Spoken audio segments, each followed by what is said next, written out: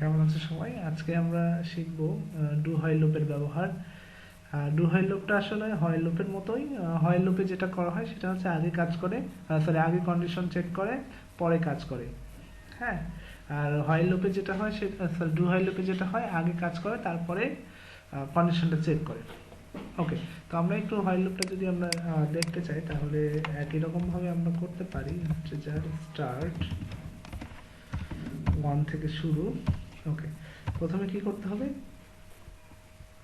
ও আচ্ছা, আর একটা বিষয়, আমরা আগে সিনট্যাক্সটা দেখে আসি। হ্যাঁ, সিনট্যাক্স, ডু হোয়াইল লুপের সিনট্যাক্সটা কি? ডু হোয়াইল লুপ, এটা ডু, তারপর সেকেন্ড ব্র্যাকেট, শুরু শেষ, বডি এর মধ্যে কাজ করবে, তারপরে এখানে এক্সপ্রেশন টেস্ট করবে। আমরা যে ফ্লো চার্টটা দেখি, প্রথমে কি আছে, এখানে চলে আসলো, এদিকে আসবে, আগে কিন্তু এদিক কিন্তু যাওয়ার কোনো অপশন নাই। হ্যাঁ, এইদিকে আসবে, আসার পরে কন্ডিশনটা টেস্ট কাজ করলো, এখানে বডিতে কাজ করলো, তারপর কন্ডিশনটা টেস্ট করলো। কন্ডিশন যদি আবার ট্রু হয় তাহলে আবার বডিতে চলে যাবে, কাজ করবে, আবার কন্ডিশন ট্রু, মানে কন্ডিশন ট্রু হলে আবার যাবে, এভাবে লুপ ঘুরতে থাকবে, এবং যখন ফলস হবে তখন প্রোগ্রাম থেকে টার্মিনেটেড হয়ে বেরিয়ে আসবে। আচ্ছা, এবার যদি আমরা চলে যাই এখানে, তাহলে কি প্রথমে দিতে হবে আমাদের? ডু। আচ্ছা, ডু এইটা, হ্যাঁ, তারপরে হইল। হইলের এখানে একটা সেমিকলন আছে। হ্যাঁ, এই হয় কন্ডিশনে অবশ্যই সেমিকলন, এটা তোমার মনে রাখতে হবে। সাধারণত কন্ডিশনগুলোর শেষে সেমিকলন হয় না, কিন্তু এখানে সেমিকলন আছে। ওকে, আমরা এখানে চলে আসি। আচ্ছা, ডুতে যদি আমরা যাই, এবার আমাকে কি করতে হবে? আউটপুট দেখাতে হবে, কনসোল ডট রাইট লাইন, কি দেখাবো? স্টার্ট। ওকে, একটা আউটপুট দেখি। নর্মালি প্রোগ্রামে এরর আছে। আচ্ছা, এখানে এরর দেখাচ্ছে, তার মানে আমরা কি দেইনি? কন্ডিশনটা দেইনি। স্টার্ট, স্টার্ট কন্ডিশন হবে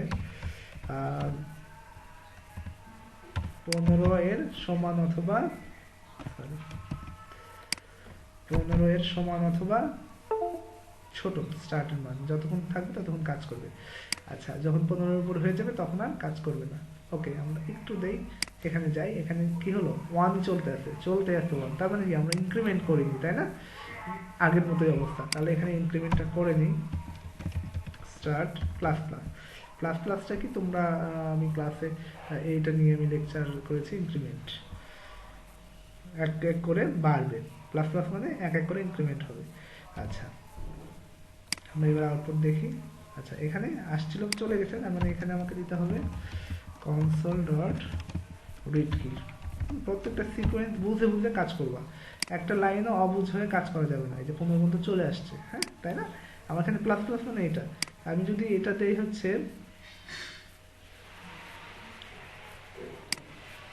স্টার্ট প্লাস ইকুয়াল টু,